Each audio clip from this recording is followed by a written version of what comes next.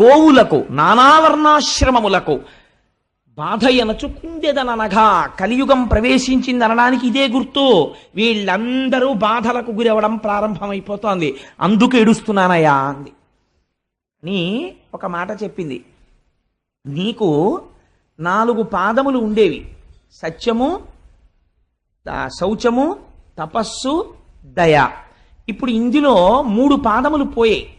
మీరు అలా చెప్తే నేను అలా అన్నాను అనుకోండి, ఇప్పుడు అది బయట ఉన్నటువంటి ఒక ఎద్దా కాదని నేను అంటున్నాను కదా.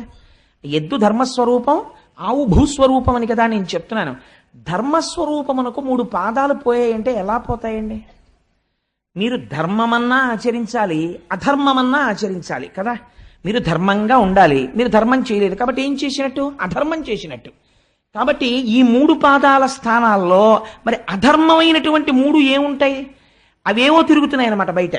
ఈ 3 ఇక్కడ లేవు అంటే 3 తిరగకూడనివేవో తిరుగుతున్నాయి. అవి ఇక్కడ ధర్మానికి ఉండవు పాదాలుగా, అధర్మానికి ఉంటాయి. దాని గురించి చెప్పక్కర్లేదు. కానీ ఆ 3 ఏమిటై ఉంటాయి? ఆ 3 తిరగబట్టి ఈ 3 తెగిపోయాయి. ఏ 3 తిరుగుతున్నట్టు అంటే సత్యం అనేటటువంటి పాదము తెగదు, జ్ఞాపకం పెట్టుకోండి. ఎందుకని?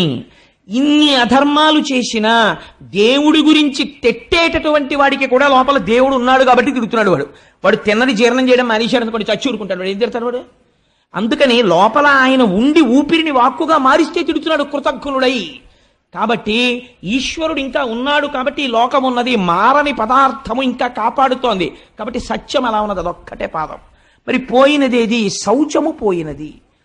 శౌచము దేని చేత పోయినది అంటే దుష్టజనులతో కూడినటువంటి సంగము వలన పోయినది. అంటే ఎంత పెద్ద కాషన్ ఆర్డర్ పడిపోయిందో చూడండి భాగవతంలో. అన్నిటికన్నా జీవితంలో మీరు చాలా జాగ్రత్తగా ఉండవలసినది దేని విషయంలో? స్నేహము విషయంలో. మీ ఇంటికి తమంత తాముగా 50 మంది రావచ్చు, 50 మంది మాట్లాడచ్చు. మీ స్థితి నుంచి మీరు జారిపోకూడదు. జారిపోకుండా దుష్టుడైన వాడు మీ ప్రమేయం లేకుండా ఒకనాడు మీకు తారసపడతాడు, మీతో వచ్చి మాట్లాడతాడు. వాడి మాటలు మీరు ఎలా వినాలంటే తామరాకు మీద నీటి బొట్టు పట్టినట్టు పట్టాలి. అది వెంటనే జారిపోవాలి తప్ప, ఒక చిరునవ్వుతో విని వదిలిపెట్టాలి తప్ప దానికి మీరు మనసులో స్థానం ఇచ్చారనుకోండి అంతే, శౌచము పోతుంది. శౌచం అంటే ఏమిటో తెలుసా అండి? ఆచారము, నడువడి, వ్యవహారము ఇవన్నీ నశించిపోతాయి. వాడు మాట చెప్తాడు, ఎందుకంటే అవన్నీ ఏం అక్కర్లేదంటాడు. అవన్నీ అక్కర్లేదండి, ఎవరు చెప్పారు మీకు? అవన్నీ ఏం అక్కర్లేదంటాడు. తండ్రికి శ్రాద్ధం పెట్టాలని ఎవరు చెప్పారు? పెట్టక్కర్లేదంటాడు. అందుకని శౌచము పోయినది. దేని వలన పోయినది? మీరు ఒకటి జ్ఞాపకం పెట్టుకోండి, ఆచారం అవసరమా అవసరము లేదా? ఆచారం అవసరమే అని నేను అంటాను. ఎందుకంటానో చెప్పనండి. ఆచారము ముందు లేకపోతే మీరు మొహం కడుక్కోకుండా అన్నం ఎందుకు తినరు? మొహం కడుక్కోకుండా అన్నం ఎందుకు తినకూడదండి? మొహం కడుక్కోకుండా లోపలికి ఎడుతోంది కదా, పాచి ఎక్కడి నుంచి వచ్చింది? మీలోంచి వచ్చిన పాచే కదా మీ నాలిక మీద ఉన్నది, పళ్ళ మీద ఉన్నది. నేనే పుచ్చేసుకుంటాను, మళ్ళీ నేను తింటాను అన్నం. ఎందుకు తింటలేదు?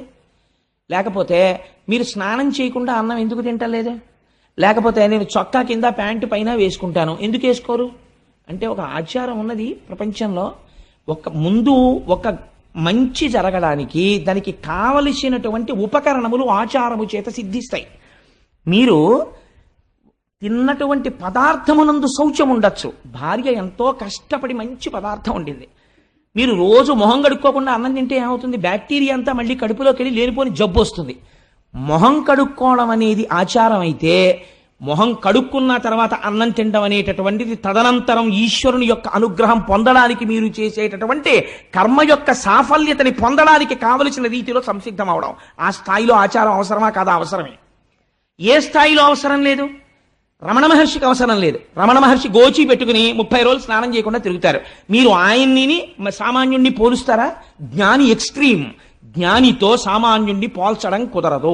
ఆయన బ్రహ్మమునందు రమిస్తున్నాడు, నువ్వు రమించి మానే. అప్పుడు నీకు అసలు ఒంటి మీద బట్టలేదన్న విషయం స్పృహలో లేదు. అప్పుడు ఈ ఆచారం గురించి మాట్లాడలేవు. ఇప్పుడు నువ్వు ఆచారం గురించి ఎలా మాట్లాడతావు? కుదరదు. అది కుదిరేటటువంటి విషయం కాదు. నీకు ఈ స్థాయిలో ఆచారం అవసరమే. రమణులు నిర్ధారించారు. రమణులు సంధ్యావందనం చేయలేదని రమణుల ఆశ్రమంలో ఉన్నటువంటి రమణుల యొక్క మేనల్లుడు ఒక ఆయన సంధ్యావందనం చేయడం మానేశాడు. మా మామగారే చేరి నేను ఎందుకు చేయాలన్నాడు. అంటే ఆశ్రమంలో ఉన్న వాళ్ళు రమణ మహర్షికి చెప్పారు, నా స్థాయి వాడిది ఇంకా పొందలేదు. పొందిన నాడు తనంత తాను సంధ్యావందనం చెయ్యవలసిన అవసరం లేకుండా జ్ఞానిగా నిలబడ్డం వాడికి తెలుస్తుంది. అప్పటి వరకు వాడు సంధ్యావందనం చెయ్యాలి. ఎవరో 100వ మెట్టు మీద నించున్నాడు, ఆయన ఎలా ఎక్కాడో తెలుసుకోకుండా మీరు 1వ మెట్టు నుంచి ఎక్కను 100వ మెట్టు మీదకి ఎగురుతానంటే నడుము విరిగిపోతుంది. కాబట్టి అలా ఎక్కకూడదు. మీరు 1వ మెట్టు, 2వ మెట్టు, 3వ మెట్టు ఎక్కాలి.